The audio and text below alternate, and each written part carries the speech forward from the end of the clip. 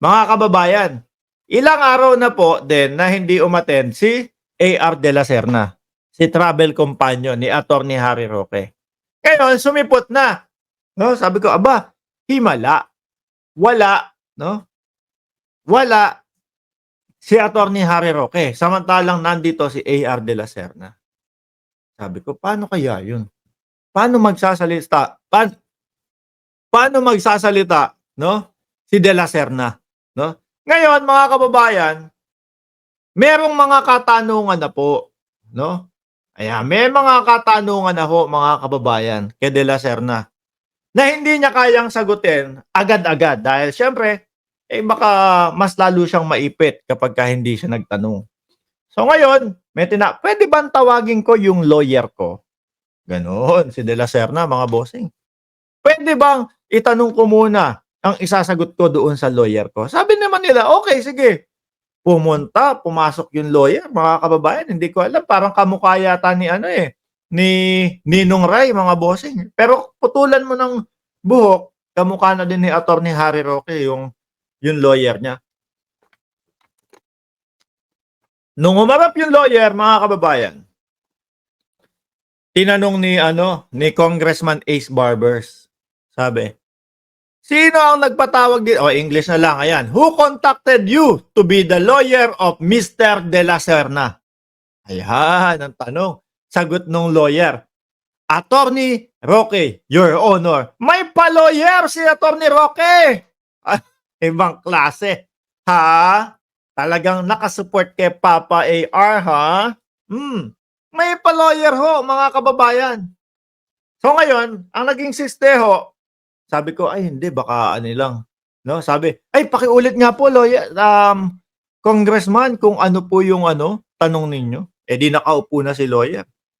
Sino ang nagpatawag sa iyo dito o sino ang kumontak sa iyo para maging mag-lawyer kay Mr. De La Serna?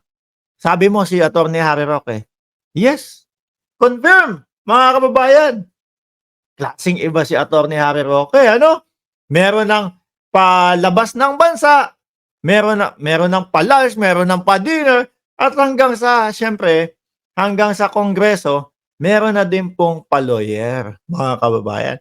At hindi sabi, kapag lumalabas ba kayo ng bansa, si Executive Assistant 1, 2, 4, 5, nangyayari din ba to? Ginagawa din ba ito ni Attorney Harry Roque?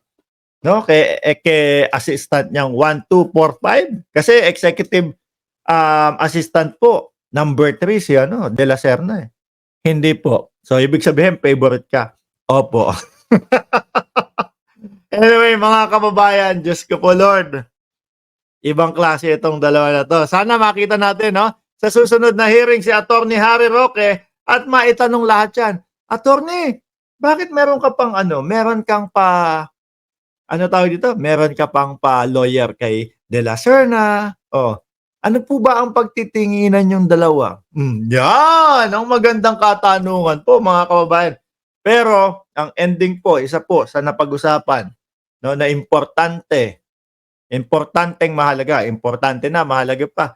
Doon, mga bossing, sa hearing na yon, sabi ni De La Serna, isinauli ko na po yung tawag dito, share ko. Ang liit nung share. Mga bossing, biruin mo, parang kung hindi ako nagkakamali, kay Attorney Harry Roque, ang share is nasa 49.1. Tapos yung sa misis niya, 49.1 din. Tapos ang maghahati, 3 o 4 na tao, kasama si De La Serna doon, sa 0.8. Sabi nung isang lawyer, parang dami nyo lang itong mga to Ano? Pero mo, 49.1, 49.1, tapos 0.8 lang. 3 tao pa ang naghati. Tapos sinoli na po ni De La Serna. Si Boy Pirma din pala ito. Si De La Serna, no? Pipirma kahit hindi po naiintindihan yung kanyang mga yung mga pinapapirma sa kanya. Champ Oleb, swerte naman ni AR, lahat libre, bahay, kotse. Kaya nga dapat medyo nagselo si Attorney Harry Roque doon. Ang ganda ni Cassandra Leong, tapos "Oh, dito ka na tumira. Meron kaming, lodging dito." Tapos libre lahat. Dapat dun nagtaka na, eh, 'no?